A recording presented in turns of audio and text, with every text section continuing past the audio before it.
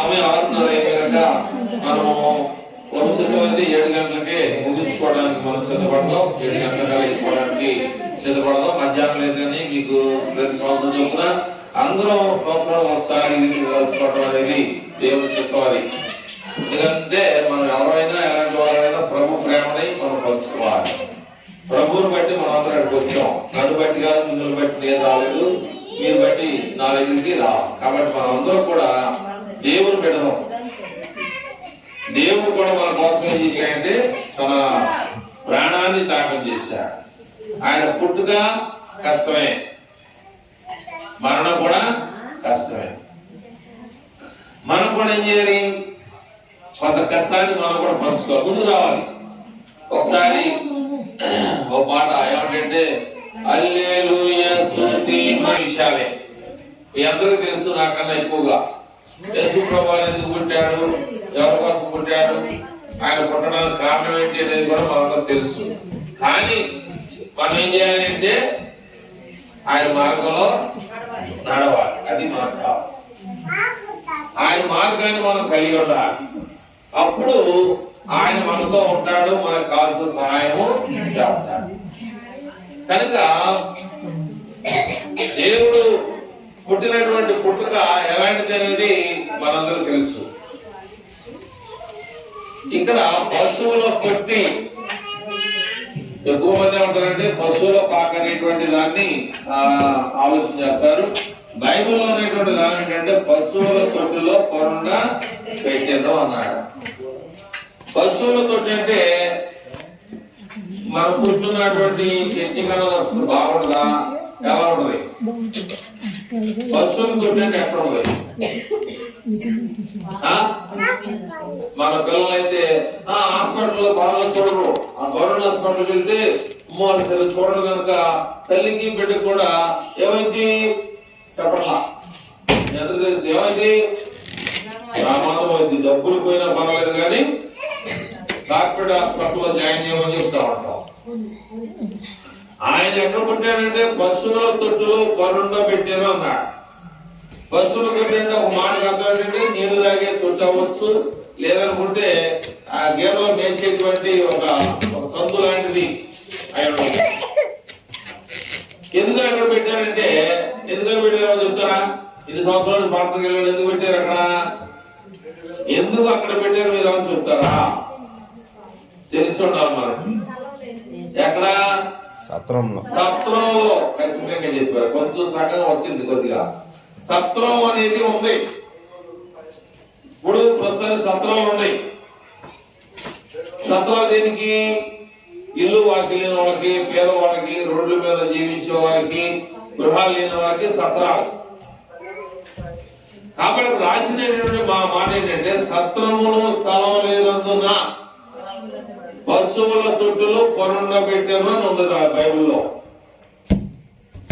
అంటే సత్రంలో కూడా యేసు ప్రభువారికి స్థలాన్ని ఈ లోకం ఇవ్వాల. బైబిల్ మనం పాట పాడతాం. ఏ పాట?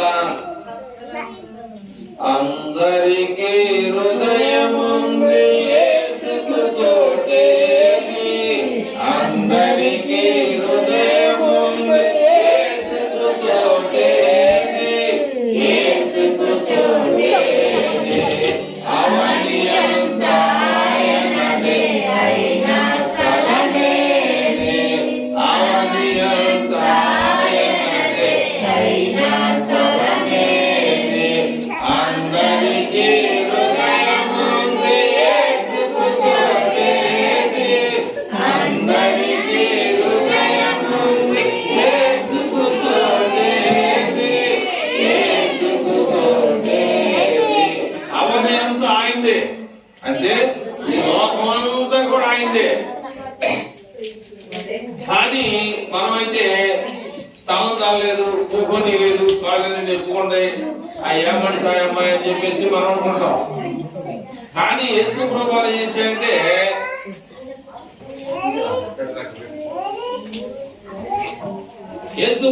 చేశాడంటే తగ్గించుకున్నాడు. అర్థం కాదు మనకి.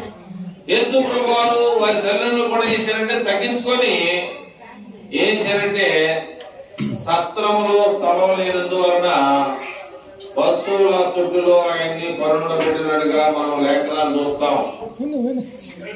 కనుక మనకి అన్ని విషయాలు తెలిసి ఉండాలి. తెలియకపోతే మనం దేవుణ్ణి వెంబడించలేము, తెలియకపోతే దేవుని అనుసరించలేము అనే విషయాన్ని మనం జ్ఞాపకం చేసుకోవాలి. ఎందుకంటే మనం ఎన్ని పనులు చేసుకున్నా కానీ, ఎన్ని పనులు చేసుకున్నప్పటికీ కూడా దేవుని పనిని మనం ఆపకూడదు. 365 రోజులు దేవుడు మనల్ని కాపాడినప్పుడు ఒక రోజు కూడా దేవునికి అవకాశం ఇవ్వాలి. ఇక్కడ మన వెనకాల మాస్టర్ మైండ్ అనే స్కూల్ ఒకటి ఉంది, కొనమని తీసుకుపెట్టారు.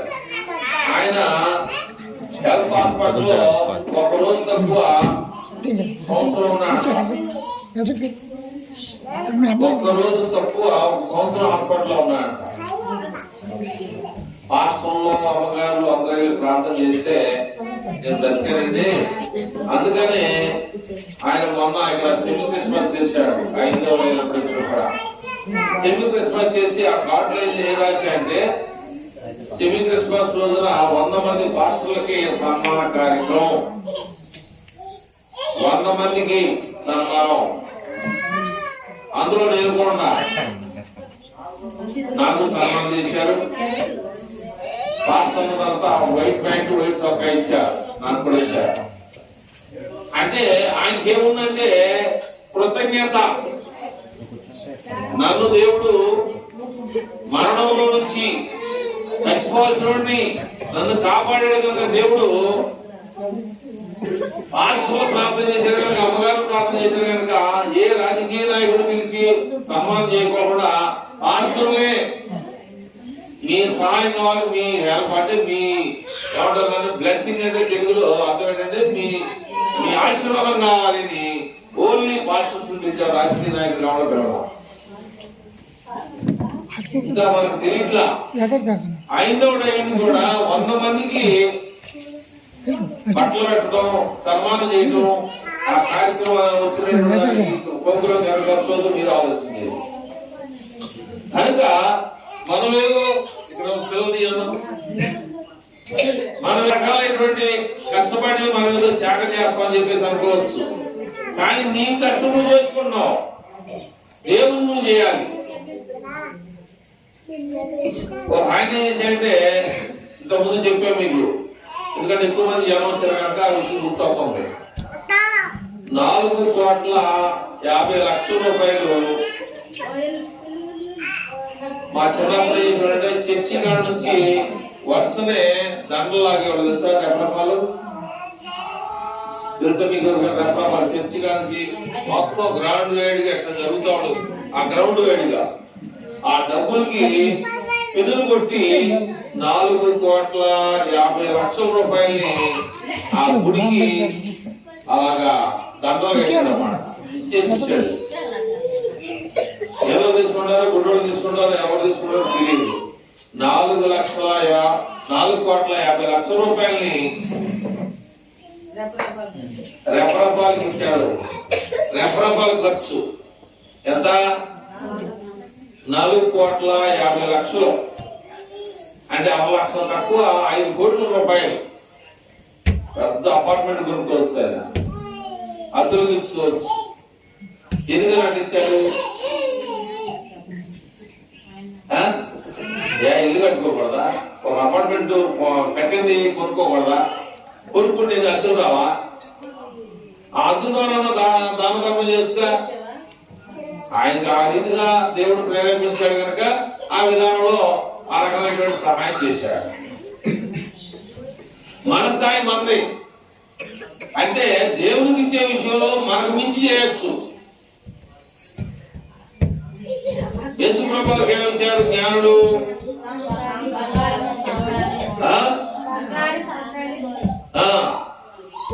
కనుక మనం ఏదో గొప్పగా ఇచ్చేసామని చెప్పేసి అనుకోవచ్చు మీరు. జ్ఞానులు వాళ్ళు జ్ఞానం కలిగిన వారు కనుక వాళ్ళు ఈ లోకానికి ఒక రక్షకుడు వచ్చాడు. ఈ లోకంలో ప్రజల యొక్క పాపాలని తీసివేయడానికి ఒక గొప్ప మహోన్నతుడైన దేవుడు దేవుడు వచ్చాడనేటువంటి సంగతిని తెలిసి వాళ్ళు ఏం చేశారంటే ఏం చేశారు?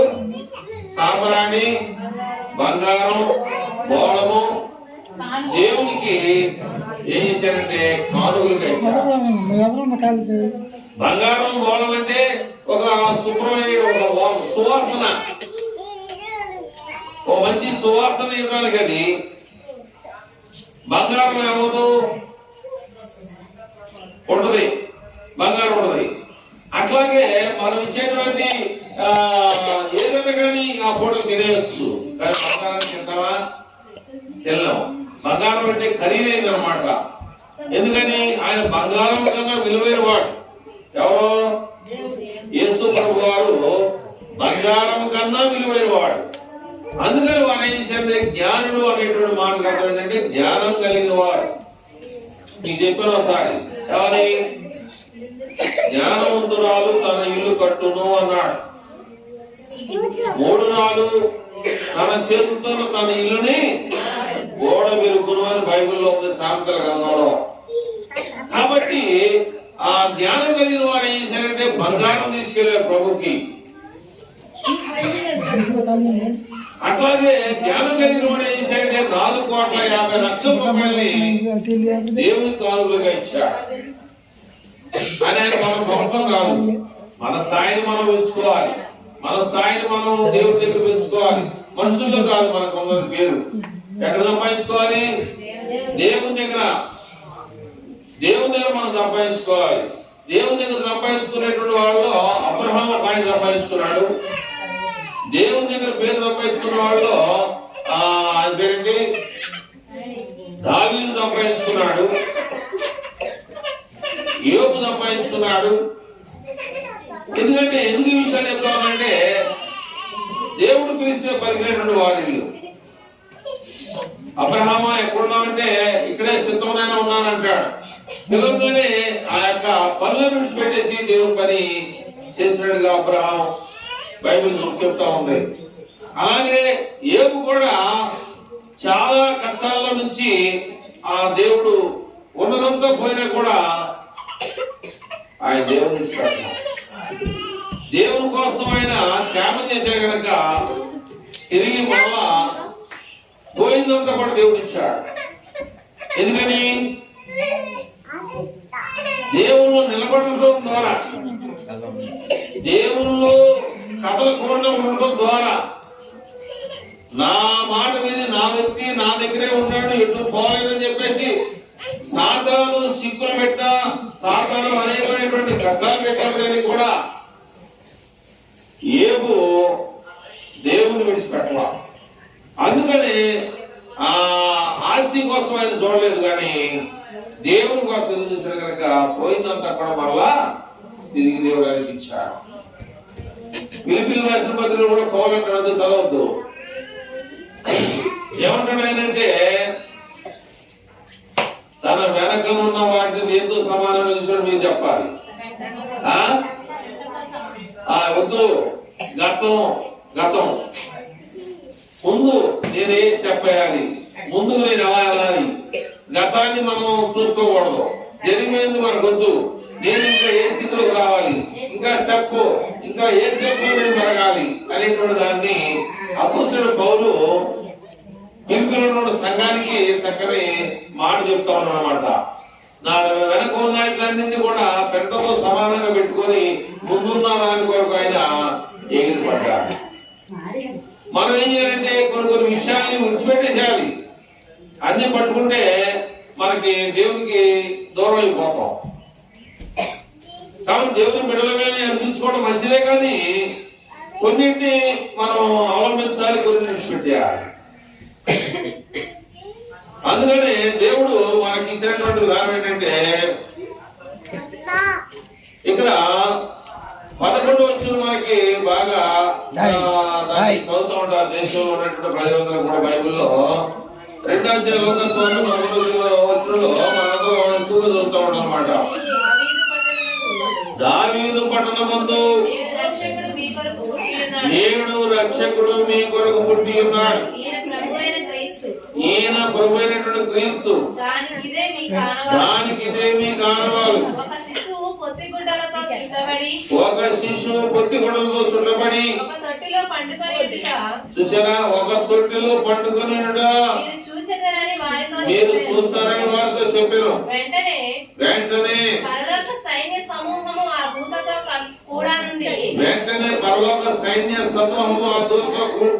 కూడా నుండి సర్వోన్నతమైన స్థలములో దేవునికి మహిమయు ఆయనకి ఇష్టమైన మనుషులకు భూమి మీద సమాధానమును కలుగును కానీ దేవునికి స్తోత్రము చేయుచుండెను.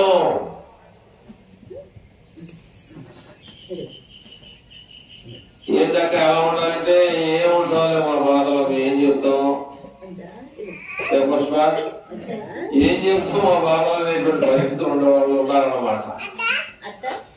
అంటే ఏంటి అంటే బాధలు బాగొట్టుకోరా చిట్టు గారు? బాధలు మనం బాగొట్టుకోలేము.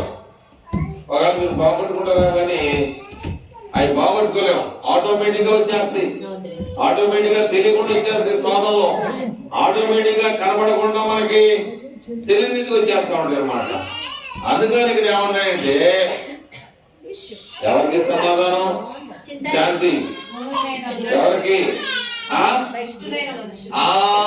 భూమి మీద చాలా మంది ఉన్నారు, అలా కాదు. ఆయనకి ఇష్టమైన మనుషులకి ఎవరికి సమాధానం అంటే ఆయన వెంబడించిన వారికి, ఆయనకి ఇష్టమైన వారికి.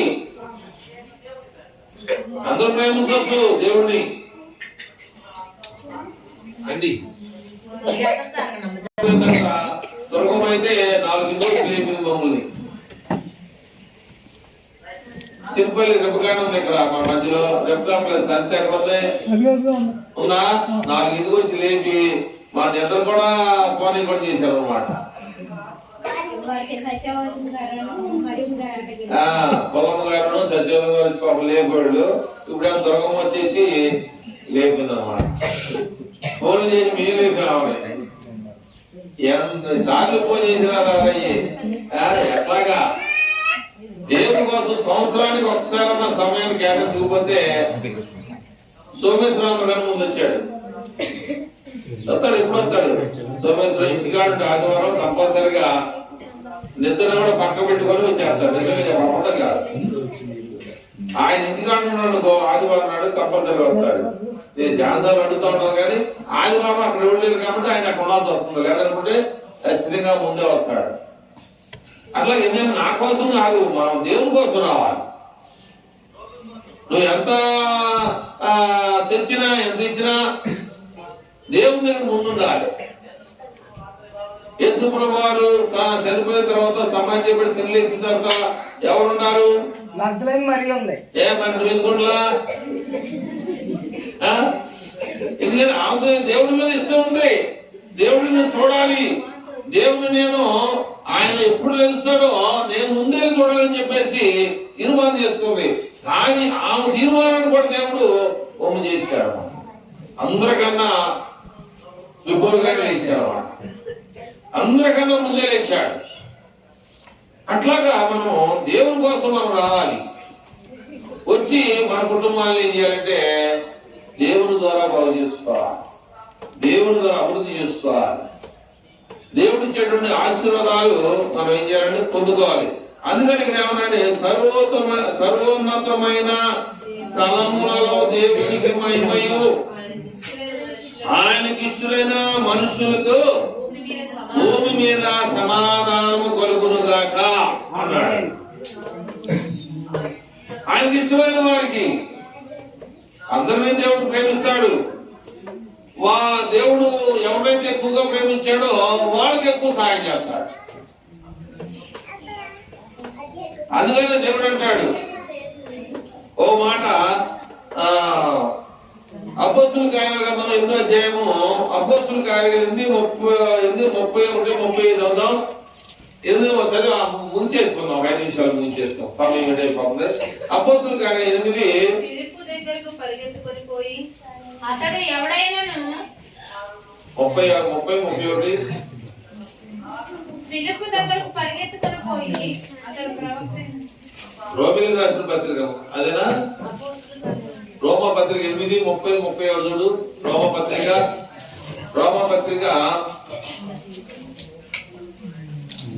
వేసుకో పైదమ్మా 8, 30, 31 అమ్మా. రోమా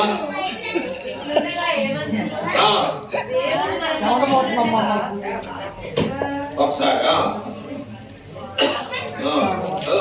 ఇట్లుండగా ఏమందుము దేవుడు మన పక్షమునుండగా మనకు విరోధి ఎవడు?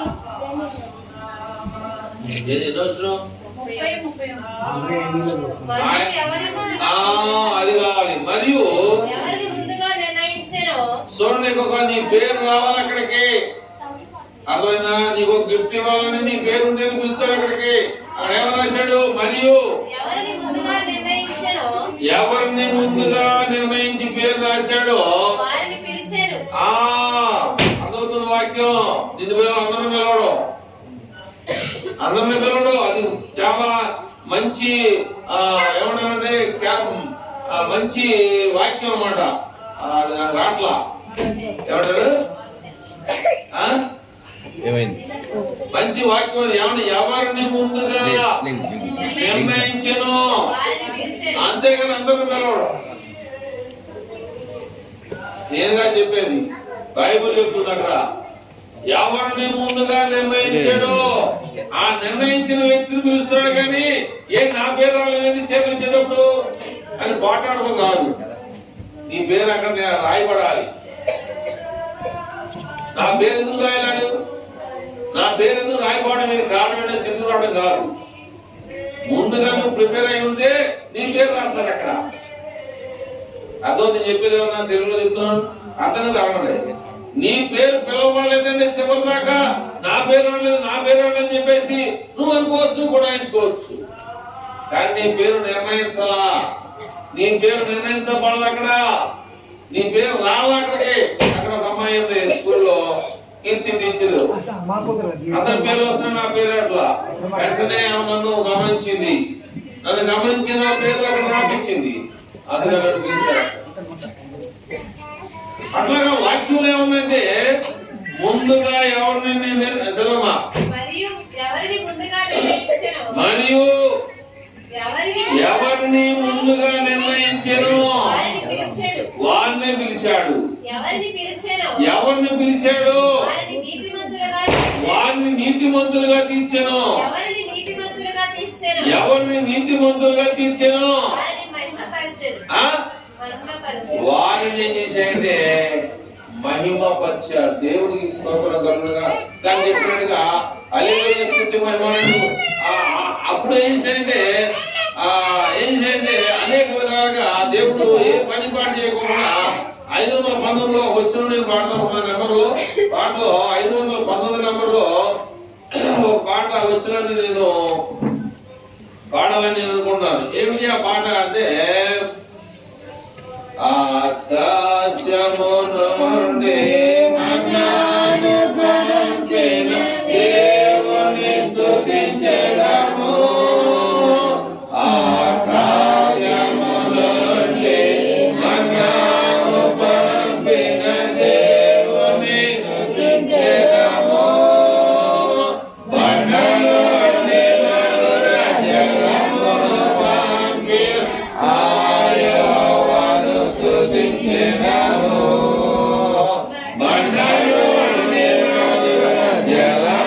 పంపిన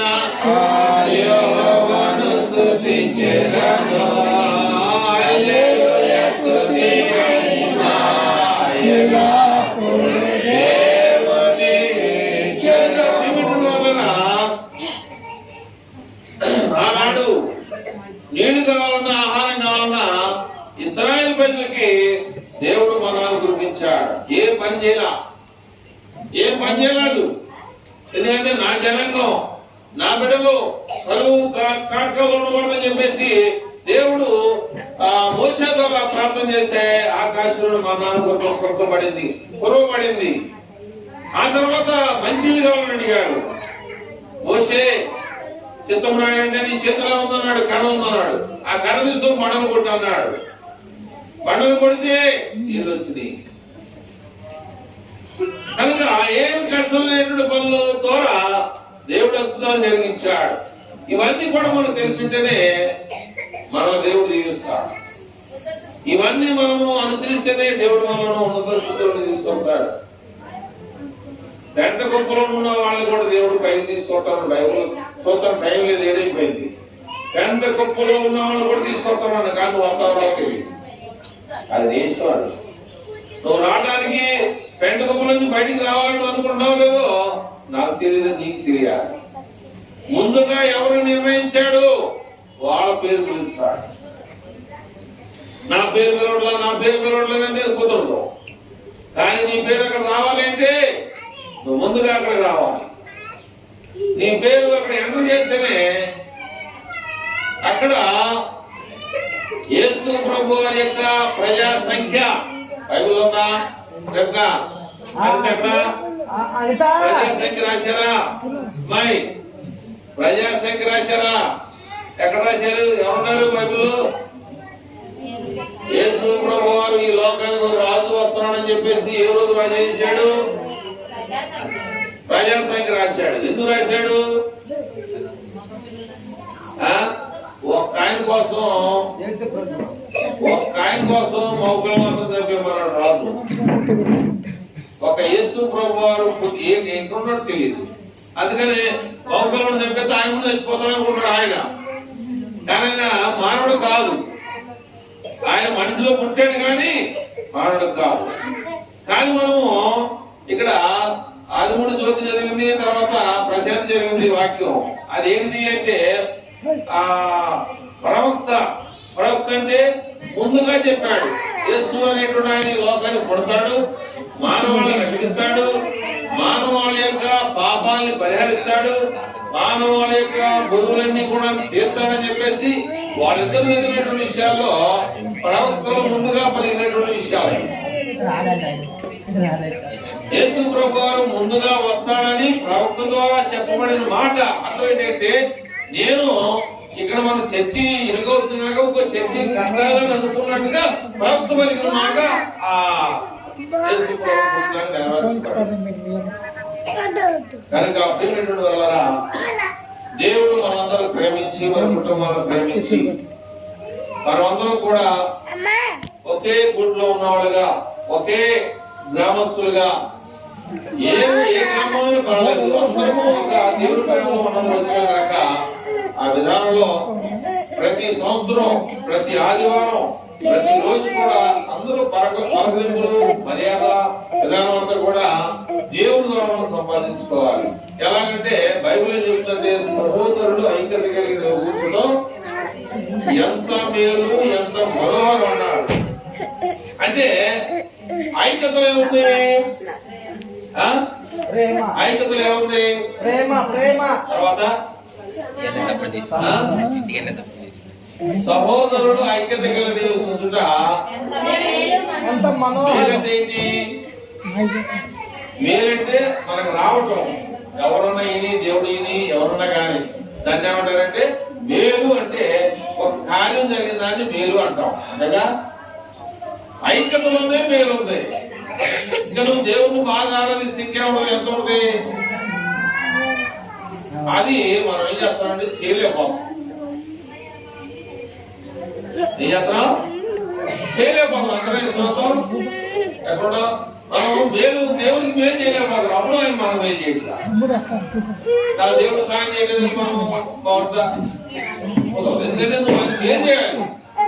ఆయన మేలు చేస్తే నీకు ఆయన మేలు చేస్తాడు. లేకపోతే కనుక మరి మా ఆహ్వానాన్ని మన్నించి పాకలో ఉన్నా, ఇక్కడున్నా, దగ్గరున్నా, దూరం నుంచి అక్కడ అందరం కూడా ప్రతి సంవత్సరం కలుసుకోవడం మంచిదే, కానీ ప్రతి ఆదివారం కూడా వస్తే ఇంకా చాలా బాగుంటుందని చెప్పేసి నేను అనుకుంటున్నాను.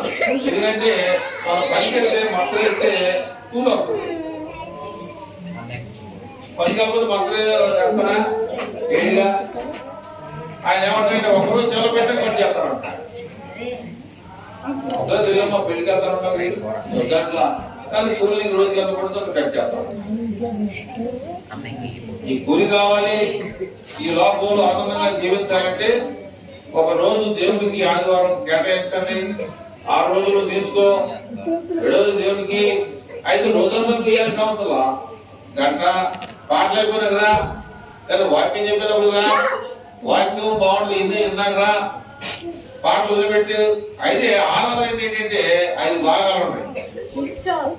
ఆరాధనలో 5 భాగాలు. మొదటి ఏంటంటే ప్రార్థన, పాటలు, వాక్యము, రొట్టి, మూడోది, ఐదోది ఏంటి రొట్టెన్న బ్యాటలు ఉంటాయి. 5వది ఏంటిది చెప్పలా మీరు? ఎవరు చెప్పారు? అర్థమైనా? అది 5 భాగాలు అనమాట. 5 భాగాలు ఉంటాయి అనమాట. 5 భాగాల్లో ఏ భాగంలో పోయినా ఆరాధన కింద లేనట్టే. మొదటి పాత్రలు లేకపోయినా, పాటలు లేకపోయినా, వాక్యం లేకపోయినా, రొట్టెలు లేకపోయినా, సంద కూడా లోపల లేకపోయినా పక్కన పడేసినట్టు. కనుక ప్రియమైనటువంటి వల్లరా, కనుక మనందరం కూడా ఇలాగ కలిసికట్టుగా ఉందాం. మరి లాలు గారు కూడా ప్రతి సంవత్సరం కూడా మరి చెప్పిన విషయాల్లో కూడా ఎంతో మరి ఆయన చేసే పని మీ అందరూ తెలుసు. అయినప్పటికీ కూడా ఆయనలాగా మీ అందరూ కూడా సహకరిస్తున్నారు, సాయం చేస్తున్నారు, సలహాలు చేస్తున్నారు, సాయం చేస్తున్నారు. అలాగే తెలిసిన ప్రతి ఒక్కరిని కూడా దేవుడికి ఆశీర్వదించాలని నేను దేవుని సేవకుడిగా మీకు తెలియజేస్తా ఉన్నాను. కాబట్టి మనము దేవుడికి ఇచ్చే విషయంలో కూడా అసలు వెనకాడకూడదు అన్నమాట. ముందు మనకు లేకపోయినా పర్వాలేదు, మనకు లేకపోయినా పర్వాలేదు. అందుకనే ఒక పేద విధవరాలు ఏం చేసిందంటే, ఏం చేసింది మీరు చెప్తే బాగుంటుంది. ఏం చేసింది? కాసులు ఎన్ని ఉన్నాయి ఆమె దగ్గర అంటే 2 ఒకటి వేసి ఒకటి దాచుకోవాలి లెక్క. అన్ని కూడా మొత్తం 4 బెడ్లు తీసుకొచ్చింది. ఆమె ఎవరు పెడతారు? దేవుడు. అది ఆయన ఉన్నాడు. అర్థమైందా? ఏలియాకి 3 సంవత్సరాలు 6 మాసాలు ప్రార్థన చేస్తే భూమి మీద వర్షం ఆగిపోయింది. ఎవరు పెడతానికి? కాకుల చేత ఆహారం పంపిస్తున్నాడు. అర్థమైందా? కాకుల చేత ఆహారాన్ని పంపిస్తున్నాడు. కేరీత వాగులో నీళ్ళు తాగన్నాడు దేవుడు. అవన్నీ మనం గుర్తుంటే మనం ఆశీర్వదించబడతాం. అవి గుర్తు లేకపోతే మనం ఆశీర్వదించబడలేము. కనుక మరి ఇప్పుడు మీ అందరికీ కూడా మన ప్రభువు రక్షకుడైనటువంటి యేసుక్రీస్తు ప్రభు వారి యొక్క జన్మదినం ప్రపంచ దేశాల్లో బాగా జరుపుకుంటా ఉన్నటువంటి గొప్ప దినం ఇది. ఆయన పుట్టుక విషయం మనందరికి తెలుసు. ఎలా పుట్టాడు, మనం ఎలా పుట్టాం, మన కోసం ఆయన ఎంతో తగ్గించుకున్నాడు. సత్వంలో స్థలం లేకపోయినప్పుడు కూడా పశువుల తోటలో ఉన్నాడు అనేటువంటి విషయాన్ని కూడా మనం గుర్తు పెట్టుకొని ఆ దేవాదేవుని ఇంకా ఎక్కువ మనం ఆరాధించి ఆయనకి ఆశీర్వాదాలు పొందాలని ప్రభు పేట మీకు తెలియజేస్తూ మీ అందరికీ మరొకసారి హ్యాపీ క్రిస్మస్, హ్యాపీ క్రిస్మస్.